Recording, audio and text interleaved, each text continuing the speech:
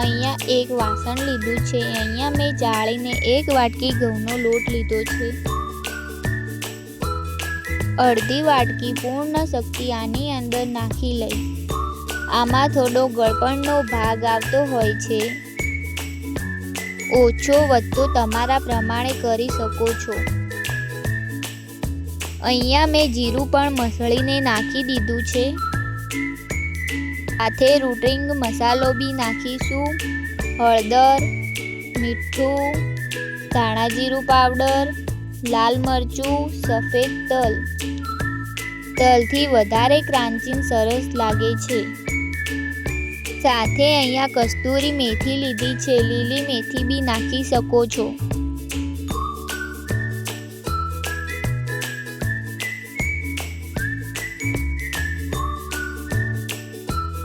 બે હાથથી આ રીતે મસળી લેવાનું છે।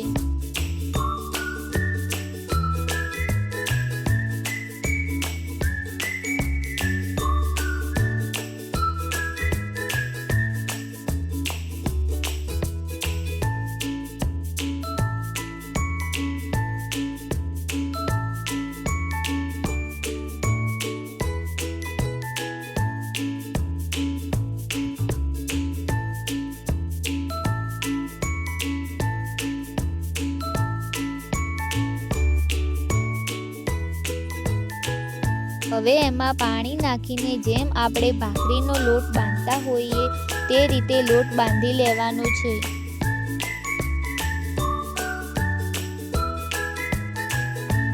વધારે ઢીલો પણ નહીં અને વધારે કડક પણ નહીં, એ રીતનો લોટ બાંધવાનો છે।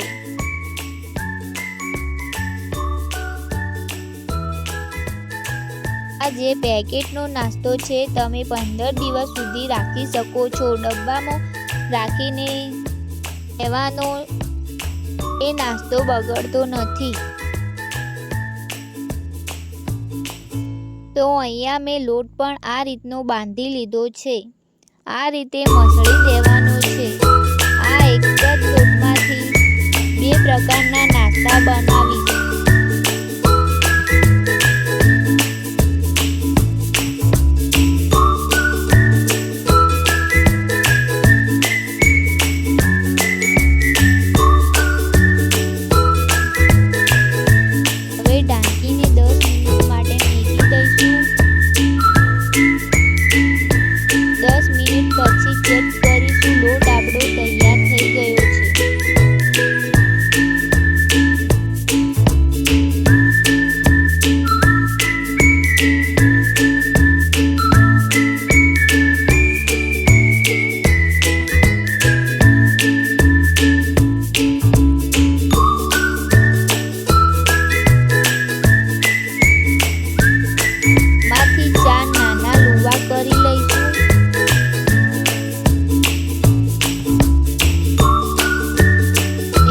લોટનો ઉપયોગ કરી 2 નાસ્તા બનાવી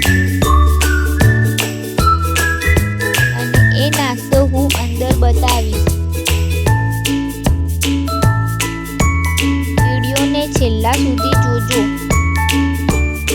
2 લુવામાંથી આપણે નાના નાના લુવા કરી લઈશું।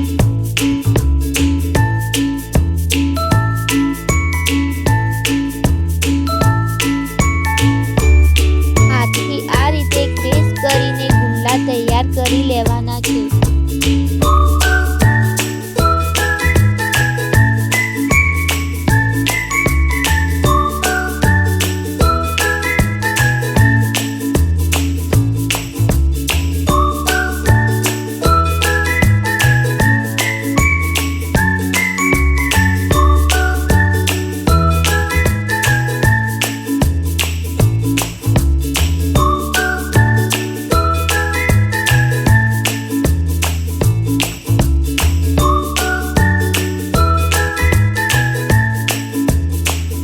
વેલણથી આને વણી લેવાનું છે। આ રીતે કરીશું તો પૂરી તૈયાર થશે।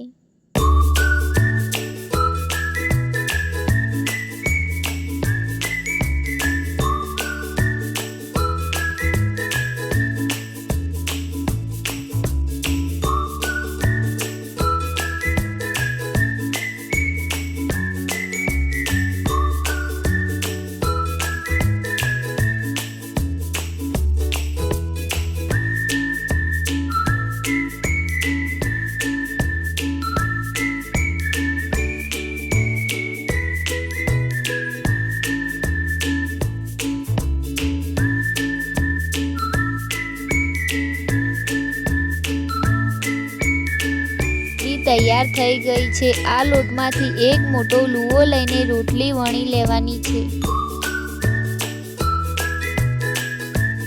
રોટલી બહુ પતળી નહીં, બહુ જાડી નહીં, એ રીતની રાખવાની છે।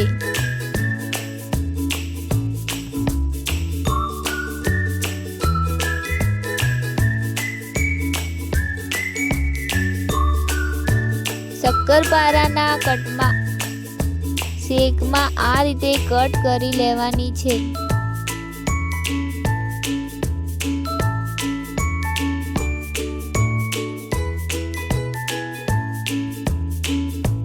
અહીંયા આપણે શક્કરપારા બનાવીશું।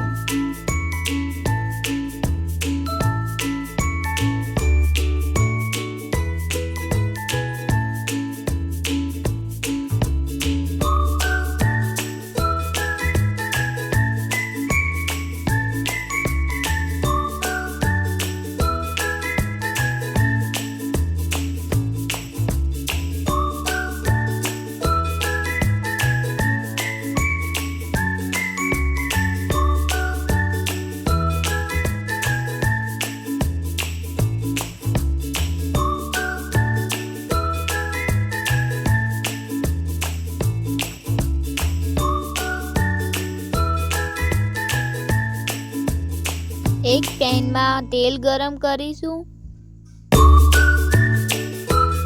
એ પૂરી તળી લઈશું।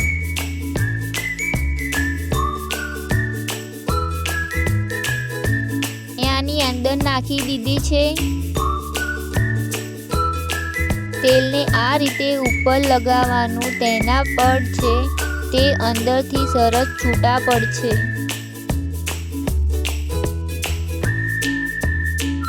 અને સરસ એવી ક્રિસ્પી પૂરી બનીને તૈયાર થશે।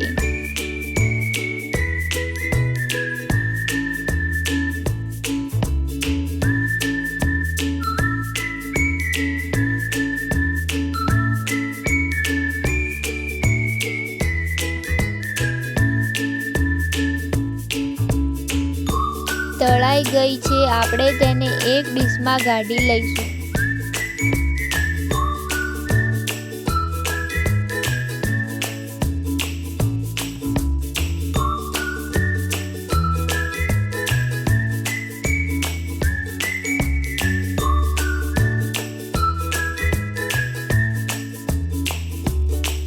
એ તેલની અંદર આપણે શક્કરપારા તળી લઈશું। આમાં મેં શક્કરપારા નાખી દીધા છે।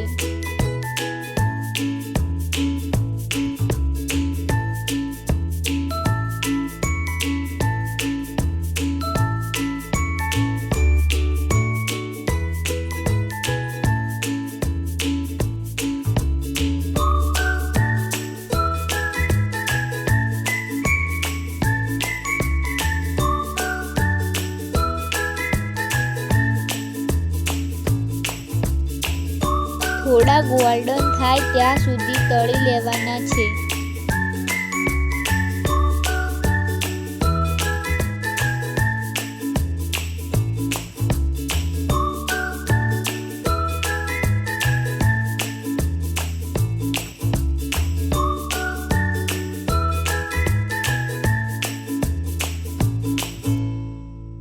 શક્કરપારા તળાઈ ગયા છે, એને વાસણમાં કાઢી લઈશું। તો અહીંયા બે નાસ્તા બનીને તૈયાર થઈ ગયા છે।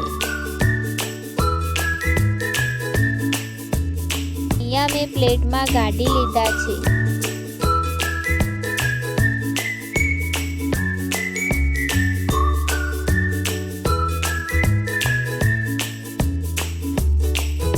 તમને એકવાર બતાવી દઉં પૂરી કેટલી ક્રિસ્પી બની છે। જુઓ, શક્કરપારા પણ કેટલા ક્રિસ્પી બન્યા છે।